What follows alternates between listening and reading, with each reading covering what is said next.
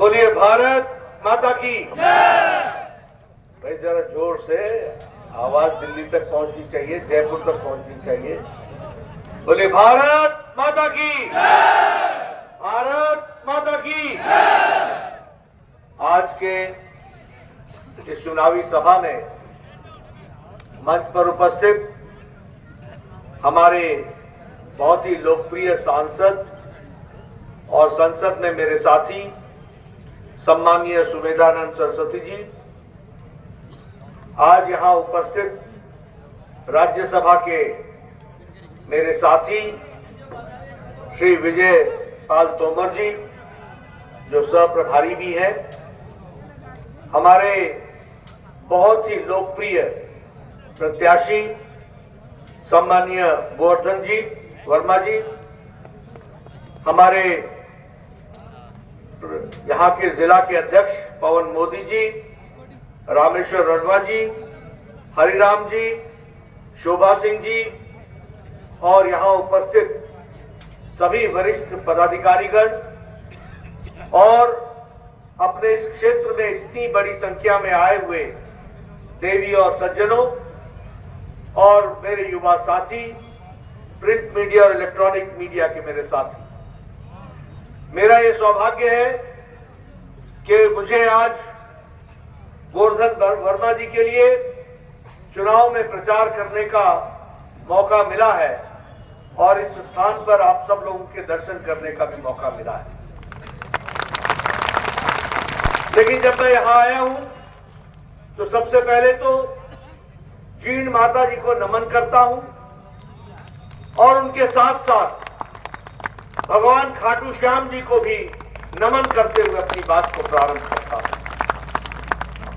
ये शहीदों की भूमि है, ये योद्धाओं की भूमि है, ये वीरों की भूमि है, ये अध्यात्म की भूमि है और ये समाज के सुधारकों की भूमि है। ऐसी भूमि को भी मैं नमन करते हुए अपनी बात को प्रारंभ करता हूं। मित्रों, आप सब लोग जब गोवर्धन जी को सुन रहे थे तो मैं जो आप लोगों की एकाग्रता देख रहा था और समय समय पर जो तालियां बजा रहे थे, उस ताली की गड़गड़ाहट से मैं समझ गया था कि आपने गोवर्धन वर्मा जी को विधानसभा में भेजने का निर्णय ले लिया।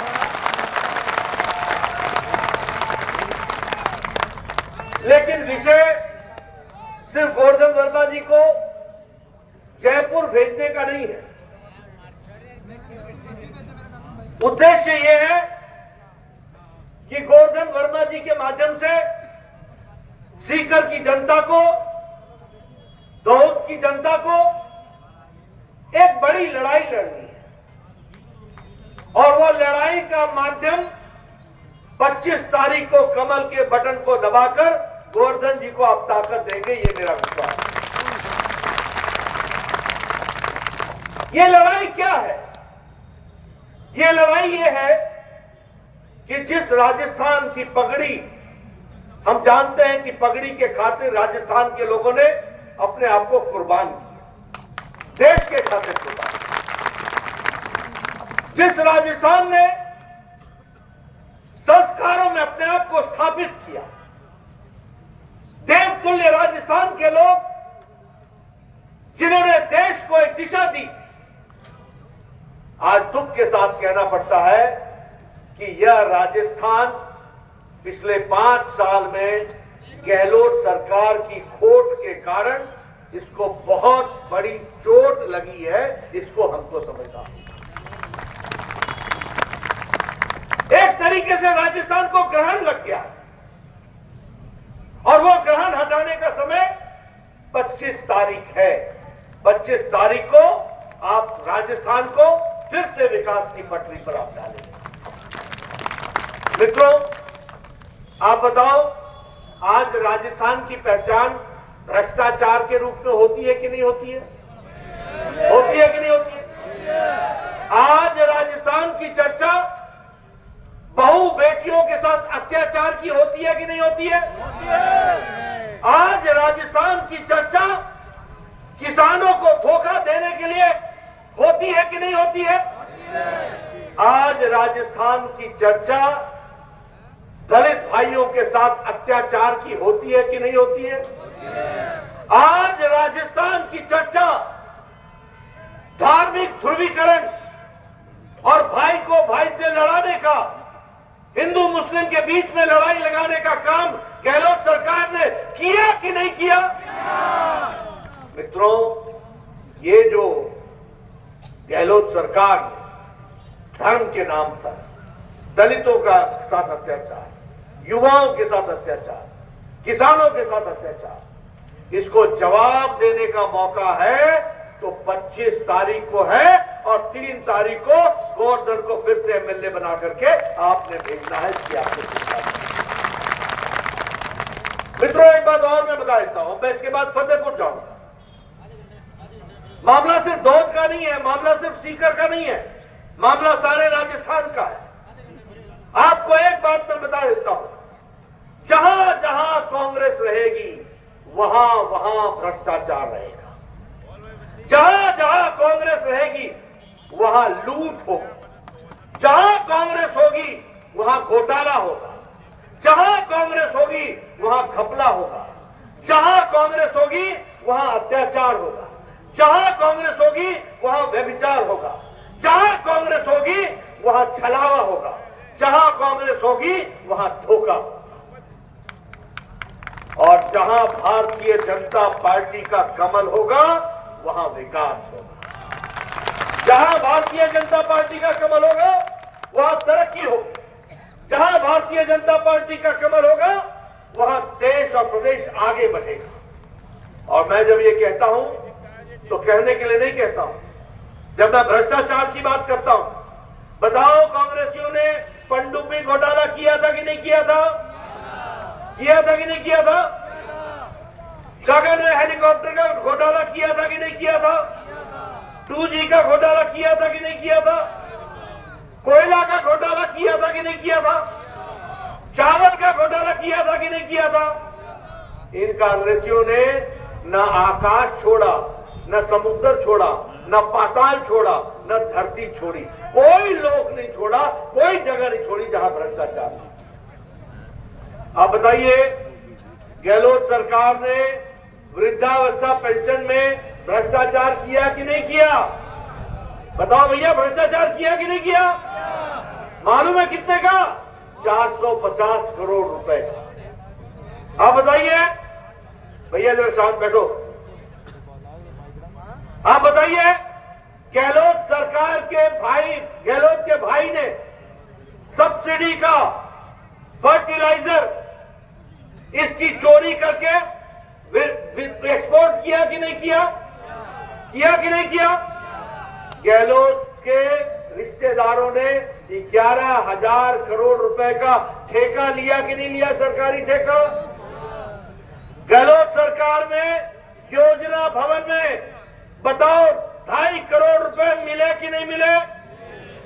आप बताओ, गहलोत सरकार में योजना भवन में 1 किलो सोना मिला कि नहीं मिला? ये कैसी सरकार है? कार्यालय में, सचिवालय में सोना मिले, 2.5 करोड़ रुपए मिले और उसका नाम लेवा कोई ना हो, ऐसा भ्रष्टाचार, इस तरीके का अनाचार। मित्रों, मैं आपसे जानना चाहता हूं, आज दुख के साथ मुझे कहना पड़ता है कि महिला उत्पीड़न में राजस्थान नंबर 1 पर आ गया है। हमारी बहनें बैठी हैं, आज दुख के साथ कहना पड़ता है। और क्या कहता हूं मैं कि आज राजस्थान रेप में, बलात्कार में नंबर 1 पर खड़ा हो गया। National record of crime bureau का ये रिकॉर्ड है। क्या आप अलवर की घटना भूल गए? चूरू की घटना भूल गए? प्रतापगढ़ की घटना भूल गए? कौन कौन सी घटनाओं की बात करें? दौसा की घटना भूल गए? कौन सी घटना है जिसको आपको याद नहीं है? मैं बताना चाहूंगा, बाड़मेर की घटना भूल गए? इतना अन्याय। दौसा में 4 साल की बच्ची के साथ किसी और ने नहीं, पुलिस इंस्पेक्टर ने बलात्कार किया। आप बताइए, रक्षक भक्षक बन गया। यह है गहलोत सरकार, इसके बारे में भी हमको सोचना चाहिए। आप बताइए, गहलोत सरकार ने किसानों के साथ धोखा दिया कि नहीं दिया? बोला कि नहीं बोला कि आपके कर्जे माफ होंगे? और आज 19,400 किसान की जमीन कुर्क हो गई कि नहीं हो गई? हो गई कि नहीं हो गई? मैं आपसे पूछता हूं कि आए दिन किसान जो खाद का एक्सपोर्ट इसके भाई ने किया, उसके चलते किसानों का नुकसान हुआ कि नहीं हुआ? और अगर मैं धार्मिक उन्माद की बात करूं और धार्मिक उन्माद की चर्चा करूं, तो मैं आपसे पूछना चाहता हूं, आप बताइए, रामनवमी पर शोभा यात्रा को रोका था कि नहीं रोका था? गहलोत सरकार ने रोका था कि नहीं? कांवड़ यात्रा रोकी थी कि नहीं रोकी थी? 300 साल पुराना शिवालय, शिव का मंदिर बुलडोजर से ढाया था कि नहीं ढाया था? आप बताइए कि सर गर्दन से जुदा ये नारे लगे कि नहीं लगे? सर तन से जुदा ये नारे लगे कि नहीं लगे? आपके साथ एक तरीके से धोखा हुआ कि नहीं हुआ? मैं चाहूंगा इसका जवाब 25 तारीख को अच्छे से बटन दबाकर कमल के निशान को जिताइए, गोवर्धन जी को जिता देंगे। मित्रों, मैं यहां आपसे यह भी कहना चाहता हूं, हमारे नौजवान इतनी बड़ी संख्या में यहां पर इकट्ठा है, आप बताओ, भर्ती घोटाला हुआ था कि नहीं हुआ था? पटवारी के लिए तुम लोगों ने परीक्षा दी थी कि नहीं दी थी? और पेपर लीक हुआ था कि नहीं हुआ था? पुलिस कर्मियों के भर्ती में पेपर लीक हुआ कि नहीं हुआ? और उसी के साथ साथ वन रक्षक के पेपर लीक हुआ कि नहीं हुआ? गोवर्धन जी बोल रहे थे 18 पेपर लीक हुआ है। मैं गोवर्धन जी को करेक्ट करना चाहता हूं, सही बताना चाहता हूं, 19 पेपर लीक हुए हैं। 19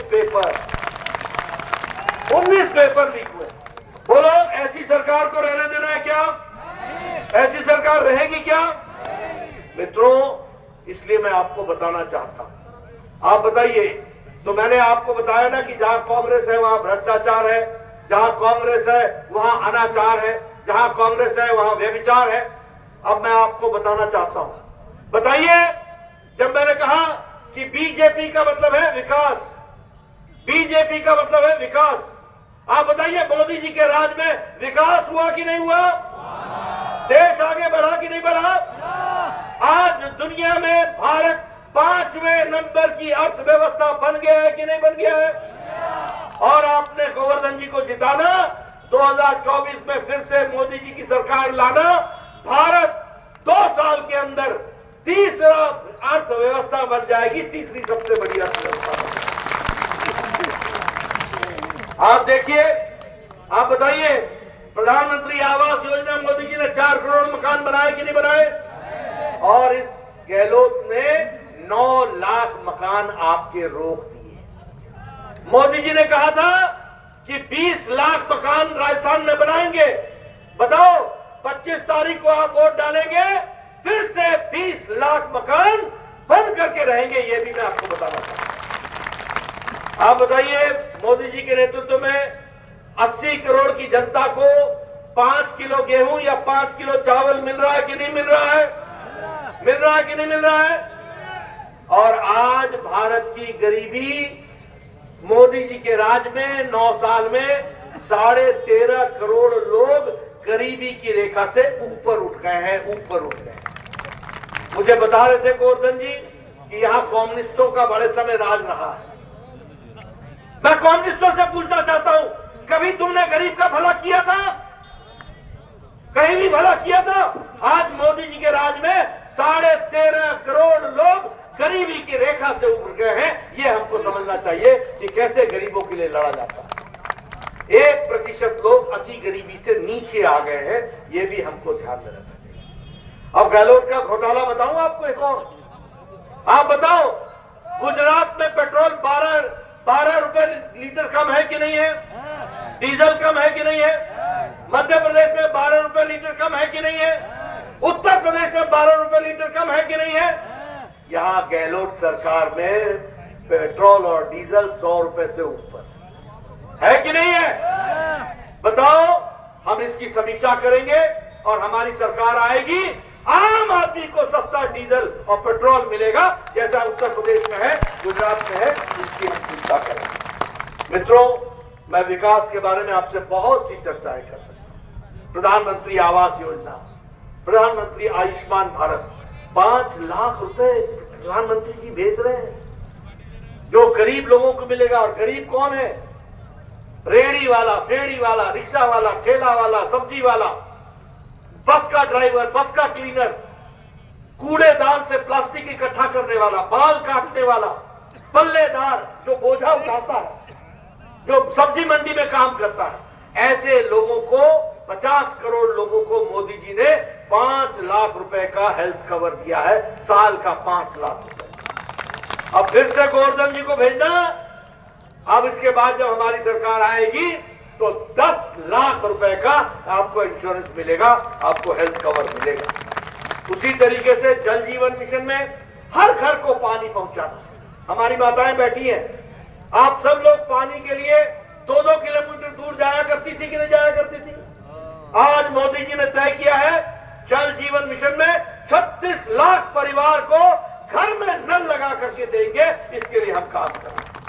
लेकिन यहां जल जीवन मिशन मोदी जी का है और गहलोत सरकार का जेब भरो मिशन है, जेब भरो।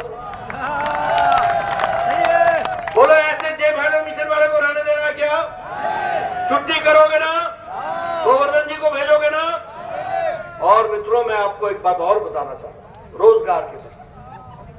यहां बोलते हैं बेरोजगारी है, बात सही है, लेकिन मोदी जी ने 6 लाख लोगों को सरकारी नौकरी का अपॉइंटमेंट लेटर हाथ में थमा करके दिया है। और यहां भी हम वायदा करते हैं, हमारी सरकार बना देना, 2.5 लाख लोगों को हम 5 साल के अंदर नौकरी देंगे, इसकी भी हम आपको बता रहे हैं।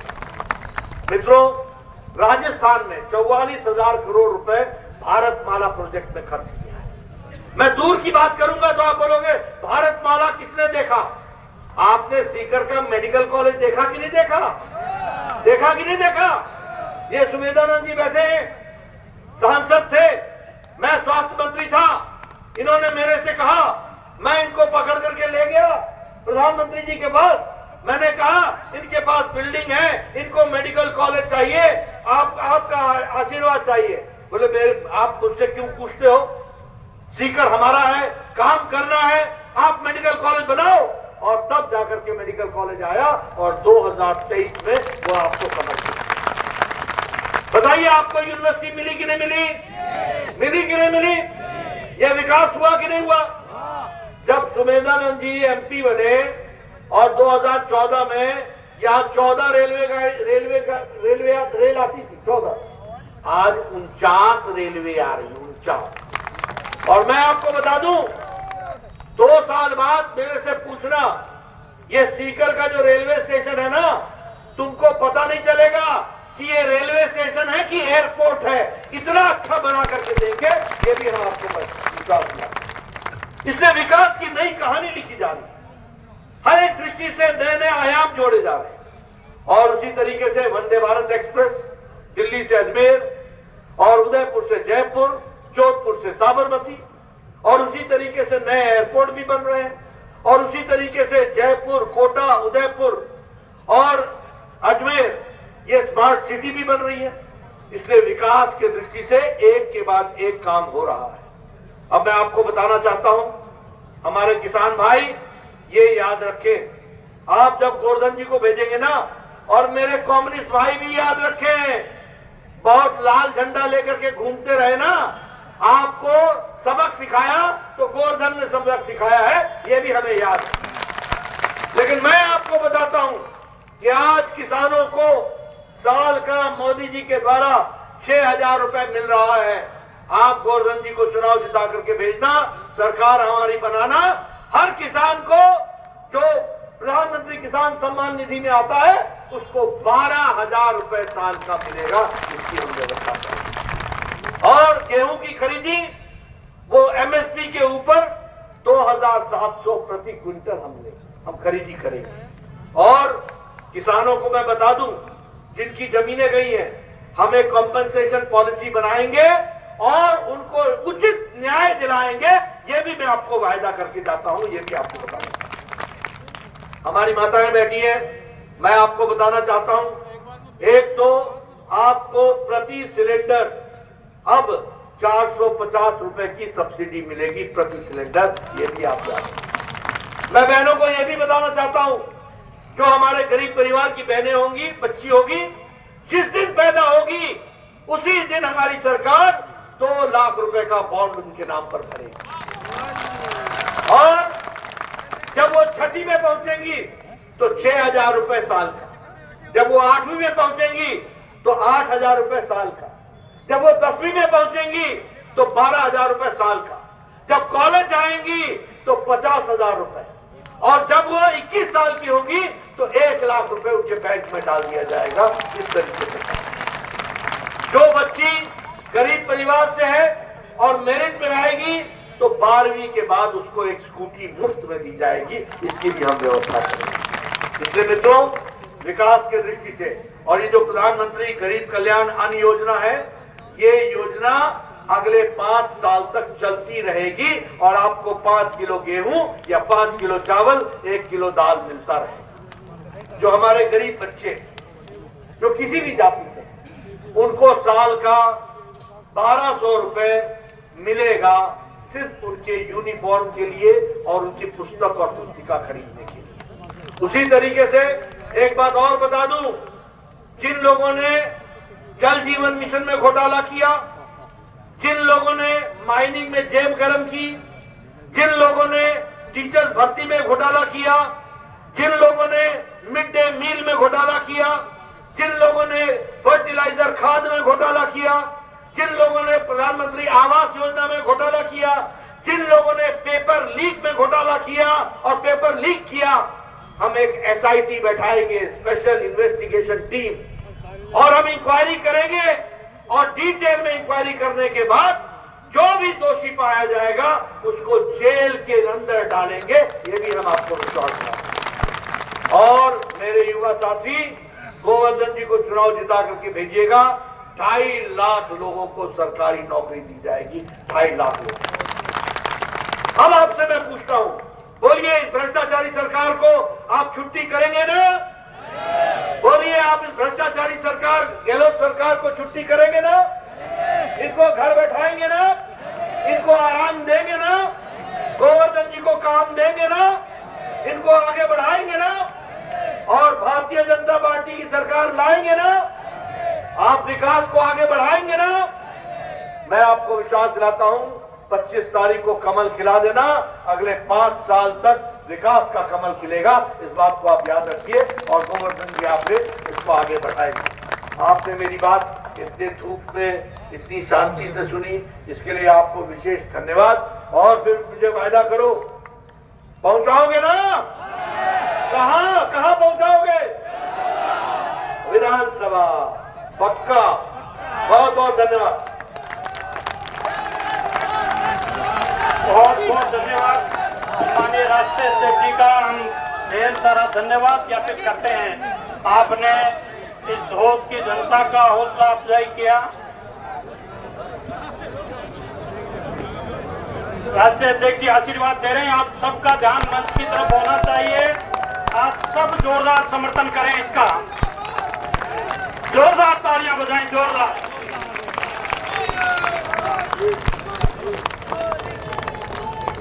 मैं राष्ट्रीय अध्यक्ष जी का बहुत धन्यवाद ज्ञापित करता हूं। आपने धोत की जनता का मान सम्मान बढ़ाया है। आपके लाडले सपूत गोवर्धन को आपने आशीर्वाद दिया है। आपको एक ऐतिहासिक जीत धोत की जनता दिलाएगी। मैं आए हुए सारे गणमान्य लोगों से कहूंगा कि आप बहुत शांति से, बहुत बड़ा ट्रैफिक है, ट्रैफिक की बहुत भीड़ है, आप बहुत शांति से पधारेंगे।